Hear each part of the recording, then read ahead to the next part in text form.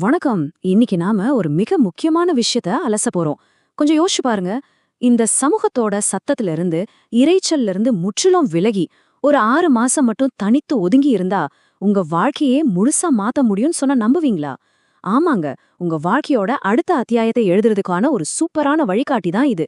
6 மாசத்துல உங்க வாழ்க்கைய மாத்துறது, உங்களுக்கான சொந்த பாதையை எப்படி உருவாக்குறது, இத பத்தின ஒரு முழுமையான விளக்கத்தை எக்ஸ்பிளைனரை தான் நம்ம இன்னைக்கு பார்க்க போறோம். ரொம்ப சுவாரஸ்யமா இருக்க போகுது.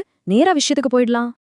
ஆரம்பத்திலேயே உங்ககிட்ட நேரடியா ஒரு கேள்விய, இல்ல ஒரு சவாலையே வைக்கிறேன். அடுத்த 6 மாசத்துக்கு மாயமா மறைய உங்களுக்கு தைரியம் இருக்கா? என்னடா பயமுறுத்துறேன்னு பாக்குறீங்களா? கண்டிப்பா இல்லங்க. உங்கள கொஞ்சம் தட்டி எழுப்பத்தான் இத சொல்றேன். வெளி உலகத்தோட பார்வையிலிருந்து, தேவையில்லாத கவனத்திலிருந்து ஒதுங்கி, உங்க சொந்த வளர்ச்சியில மட்டும் முழுசா ஃபோக்கஸ் பண்ண உங்களுக்கு தைரியம் இருக்கா? அதான் உண்மையான சவால். சரி, விஷயத்துக்குள்ள ஆழமா இறங்குவோம். 6 மாத சவால். இந்த மங்க் மோட், முனிவர் மாதிரி தனித்திருக்கிற ஒரு நிலையிலிருந்து தான் இந்த மொத்த பயணமும் ஆரம்பமாகுது. இங்க 2 முக்கியமான விஷயங்களுக்கு இடையில இருக்கிற வித்தியாசத்தை நம்ம தெளிவா புரிஞ்சுக்கணும். ஒன்னு பாதைய தேடுறது, இன்னொன்னு பாதைய உருவாக்குறது.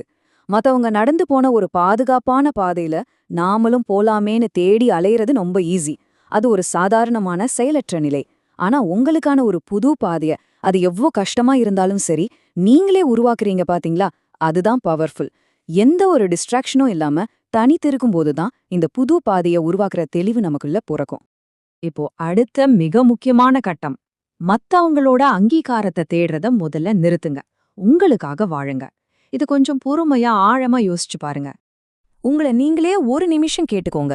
அவங்க என்ன நினைப்பாங்க, இவங்க என்ன நினைப்பாங்கன்னு எதுக்காக நாம இவ்ளோ கவலைப்படணும்? நாம எடுக்கிற முடிவுகள் உண்மையிலேயே நம்மளோட சந்தோஷத்துக்காகவா, இல்ல சுத்தி இருக்கிறவங்கள திருப்திப்படுத்துறதுக்காகவா? இந்த கேள்விக்கு நீங்க சொல்ற நேர்மையான பதில்தான் உங்க வாழ்க்கைய மாத்துறதுக்கான முதல் திறவுகோல். உங்களுக்கு ஒரு கசப்பான ஆனா உங்கள சுதந்திரமாக்குற ஒரு உண்மையை சொல்றேன். அவங்களுக்கு உங்கள பத்தி எந்த கவலையும் கிடையாது. ஆமாங்க, நாம தான் ஏதோ உலகத்தோட மொத்த பார்வையும் நம்ம மேலேயே இருக்கிற மாதிரி நினைச்சிட்டு இருக்கோம். ஆனா உண்மை என்னன்னா, ஒவ்வொருத்தரும் அவங்கவங்க வாழ்க்கை போராட்டத்துல ரொம்ப பிஸியா இருக்காங்க. இத நீங்க உணர்ந்துட்டீங்கனாலே போதும், மத்தவங்களோட எதிர்பார்ப்புங்கிற அந்த சிறையிலிருந்து ஈஸியா வெளியில வந்துடலாம். இது ஒரு சௌகடி மாதிரி இருந்தாலும் ரொம்ப ரொம்ப தேவையான ஒரு விழிப்புணர்வு. சரி, இப்ப நாம பிரச்சனைகளை ஐடென்டிஃபை பண்ணியாச்சு. அடுத்து ஆக்ஷன்ல இறங்க போறோம்.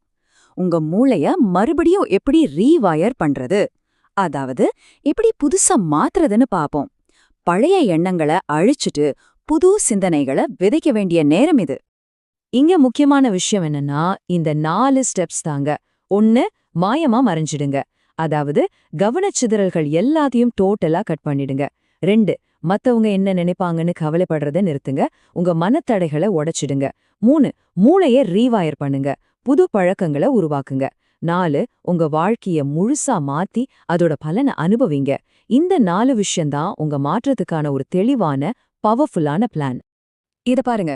இந்த 6 மாத உளவியல் பயணம் எப்படி கரெக்டா வேலை செய்யுதுன்னு இந்த டைம்லைனை வச்சு பாப்போம். முதல் மாசம் இரைச்சல்ல இருந்து விலகுறது.